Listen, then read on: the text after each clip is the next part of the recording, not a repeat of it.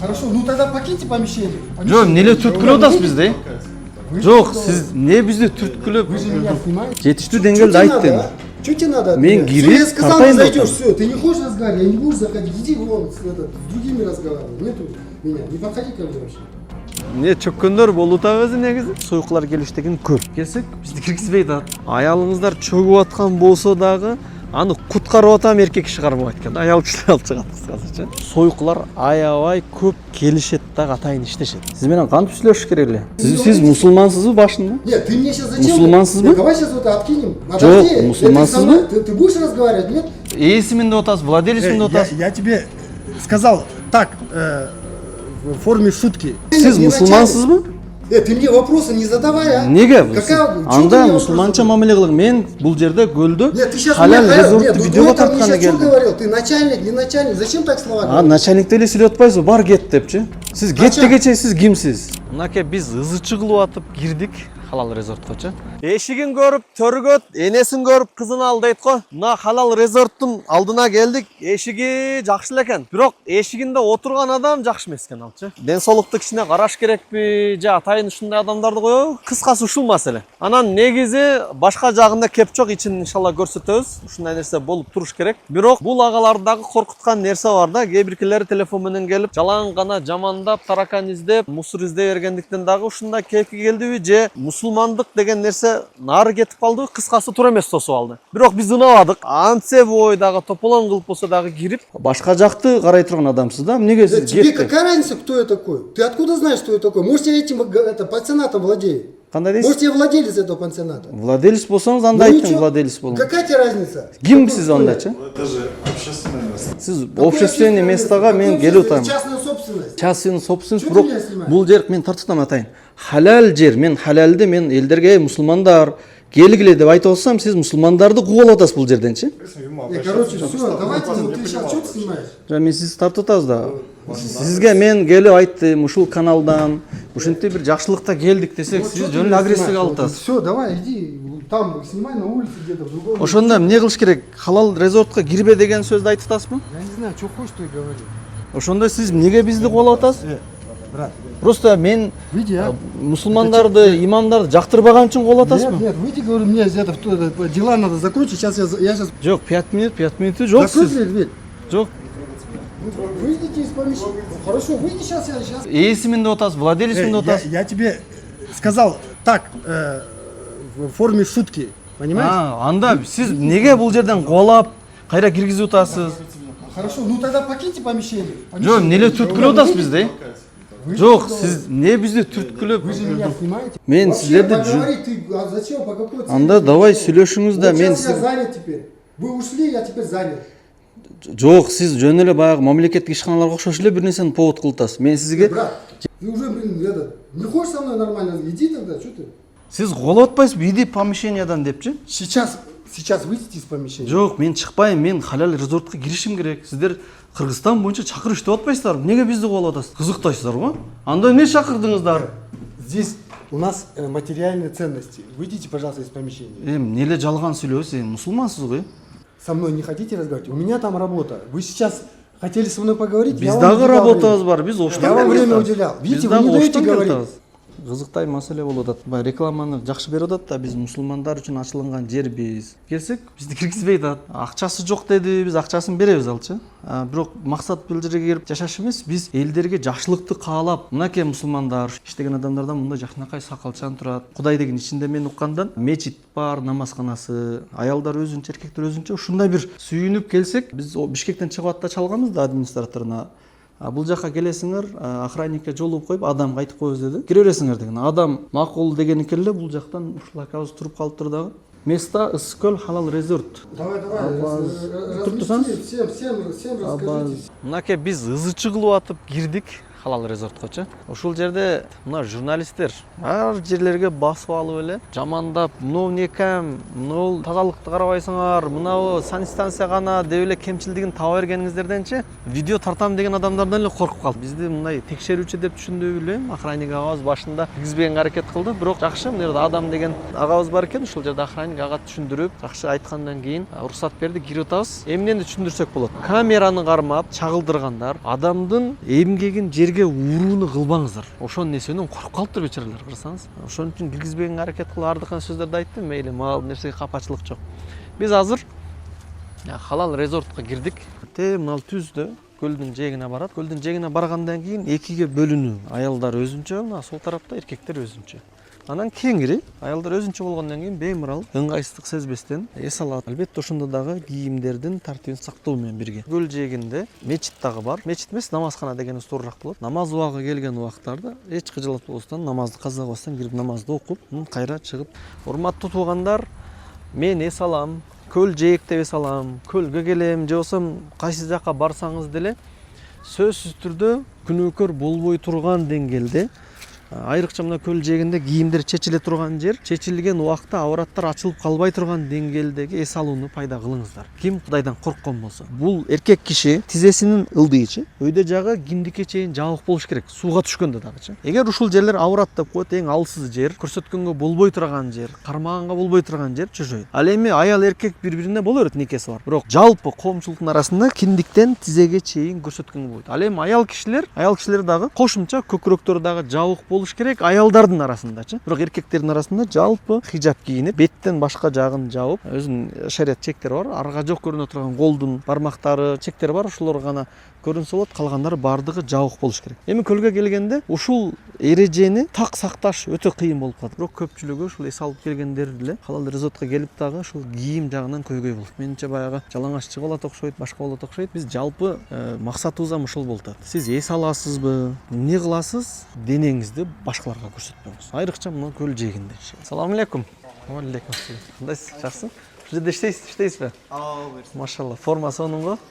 Форма бейжик, мисалы Абай дейт, Таракулов Абай. Сон тартипке түштүр да. Таратыла турган жер мынол жерде. Анан мынау намазкана. Намазкана ичинде кеңири. Адам батат. Талимдер өтүлөт, кааласаңыз, китептерди окуп отурса болот. Кайсыл жерде бар мындай нерсе? Чөгүп кеткендерди сиз куткарат окшойсуз, а? Машалла. Эмне чөккөндөр болуп атабы негизи? Чөккөндөр болот. Чабак атышты билбегени бар, башкасы бар дегенде. Буттары тырышып калгандар болот. Чабак атып барат эле буттары тырышып калат да. Жактан кругтор кытып, же болбосо өзүбүз кирип алып чыгабыз да. Женский бирсте өзүнчө эко бар дагы. Женскийде дагы ушундай сизге окшош спортсмендерден бар. Эжелер алып чыгат. Атайын сүзгөндү билгендерди алат да. Көрдүңүздөрбү? Эсли аялыңыздар чөгүп аткан болсо дагы аны куткарып атам эркек киши кармабайт экен. Аял кишилер алып чыгат кыскасычы. Коркпой, кыжалатпой. Ал эми бул жака келгенде чөгүп кетсеңиз, адамды уят кылып аял кишилер алып чыкпайт экен. Эледе мына жакшынакай сакалчан болгон агабыз. Атыңыз ким? Ислам. Исламбек. Атты карасаңыз, Исламбек агабыз алып чыгат. Бул эми тартип, коопсуздук деген нерсе да. Ислам агабыз инструктаж өттү. Азыр эч ким чөккөн жок. Деңиздер? Атын Александра деп коет. Эмеси материалы бир аз башкачараак да. Көп чаташа бербейт башка жиптерге окшопчу. Суунун ичинде чатышып кетпейт. Көбүнчө пристанын жанында чөгүшөт адамдарчы. Ушундай жерлерде түшүп жүрүп эле баягы буттары тырышып калат да. Баягы кругту эме ыргытсаң ал точно селге жетпейт. Бул жиптин бир өзгөчө жери ошо точно селге барат да булчу. Ошо көп чаташа бербейт дагы. Ошо само жанында сүзүп аткан. Десе бар. Тигини кармайт. Кармады. Эки адам болсо эки жагын кармайт экен да. Анан сүйрөйт. Сразу эле тартып тиги тепкич жакка алып келип коесуң да. Мынал жака тепкич жакка карап тартып. Мындай му чет жакка алып келип туруп эле. Мына жака келди мисалы. Мындайынан алып келип туруп эле тепкичтен чыгарып ийебиз. Бул сезон башталгандан бери уже 3-4 адам куткарылды да ушул жиптен. Бул атайын. Бул жөнөкөй жип эмес экен да бул. Бул топ кымбат болсо керек болом, чатышпай турган болом. Чаташпаган жипкен да, көп чаташа бербейт экен. Эгер өзүнөн кетип калган болсо өзүңүздөр туш алып чыгасыздар. Кээде болуп калат, эми бир аз алысыраак барып ошол жактан чарчап калат, жөгөт. Анда тиги лодка менен барабыз да. Баягы лодка менен барды. Пайгамбарыбыздын айткан сөзү бар. Эгерде пенде мусулман адамдын жардамында эле болгон болсо, анын жардамында Аллах болот депчи. Кимге Аллах дайым жардам берип жүрсүн деп кааласа, анда ал адамдарга жардам берип жүрсүн. Адамдарга жардам берер эле, Аллах Таала сизге дайым жардам берет иншалла.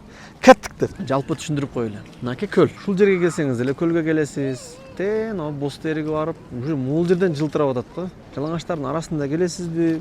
Баары бир көлгө келген болосуз, бирок мындай настроенияны түшүрбөй халал жерде келем десеңиздер, халал резорт деген реклама болсо болсун, бир тыйын алган эмеспиз, бирок биз жакшылык нерсени жайылтышыбыз керек да. Тартып ушундай экен. Карасаңыз, мына жер эркектер тарап, анан мына тосук турат го. Ак тосулуп турат, бул аялдар тарап. Ал чекелерде эжелер да турат. Карасаңыз, кийимдери дагы дресс-кодду караган өзүнүн адамдары бар.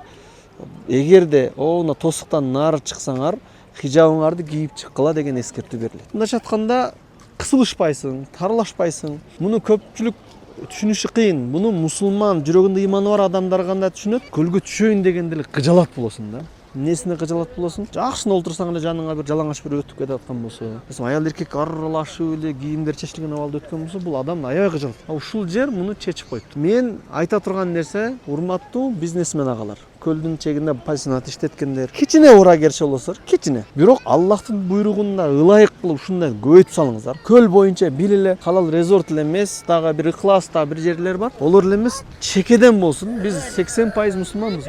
Анан арасынан бир 20% арак ичем деген, зына кылам дегендерге, алар динден алыс болгон адамдар, өзүнүн адамдары чыгат. Анткени өзүңүздөр байкасаңыздар керек, көлдө эң көп ушул малда сезон деп башка аймактардан дагы сойкулар келиштеген көл. Муну каалайбызбы, каалабайбызбы, чычалайбыз билишибиз керек. Көлдө сойкулар аябай көп келишет да, атайын иштешет. Мына соцсетте мен көлгө баргым келип атат деп намек таштап статус кылып, эртеси күнү көлдө жүргөндөр болот. Сойкул эмес, бирок жөн эле туруп дагы эс алганча сойкулук кылып коем деген бузулгандар дагы толтур, аялы дагы, эркектери дагы. Ошолдой бир оор жерде Аллахтын балеси түшпөй турганда биз сүйүнөбүз. Көл иншалла бул таза, адамдардын жүрөгү дагы ошол менен бирге кошо таза болуш керек.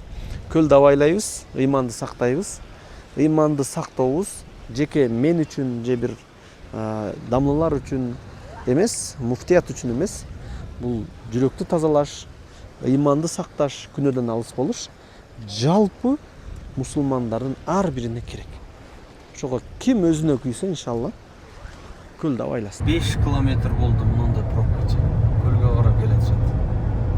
Монча адам көлгө кетти. Келгенден бери безилдеген сөз бар да, канчасы нак шариятка дал келип күнөөкөр болбой эс алып кетип калат. Канчасы ойды келди жерге барат. Карасаңыз, мына пробка. Мен жана видео тартканга үлгүрбөй калдым. 5 километр пробка турат. Мындан бери келатат. Где-то бир 8-9 километрдей болуп калат. Бекем таква адамдар келгенче кызматта да карасаң, самокатта кетти да, эжекебиз. Мына жолукчан.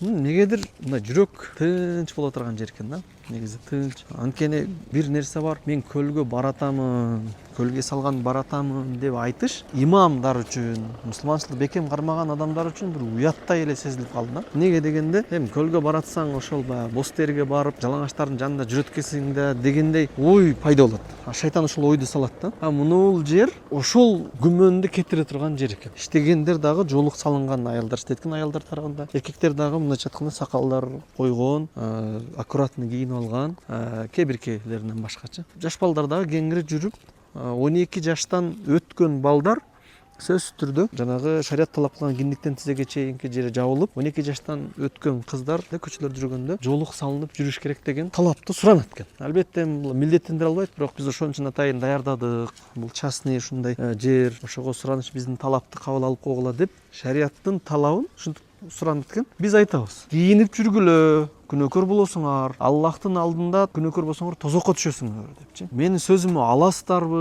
албайсыздарбы, мага баары бир. Кааласаңыздар тозокко кирип кете бериңиздер. Бирок биз айтканга милдеттүүбүз. Кайсыл жерде болбосун, адам мусулман болуш керек. Ал көчөдө болобу, же үйдө болобу, базарда болобу, же мечиттин ичинде болобу, кайсыл жакта болбосун, шариаттын талабын аткарышы керек. Аткарбаса, Аллах Таала дүйнөдө жазалабашы мүмкүн. Бирок ахиретте сөзсүз түрдө, анткени Аллах Таала шадидул иқаб. Инналлах шадидул иқаб. Аллах Таала өтө катты газаптайт. Жакшылык тилөө максатта иншалла сиздерге эскертүү атабыз. Эскертүүнү албасаңыздар да өзүңүздөрдүн ишиңиздер, бирок өкүнөсүздөр. Алган болсоңуздар иншалла утасыздар. Мен өзүмдүн сөзүм эмес, Аллахтын буйругун сиздерге жеткирип атабыз.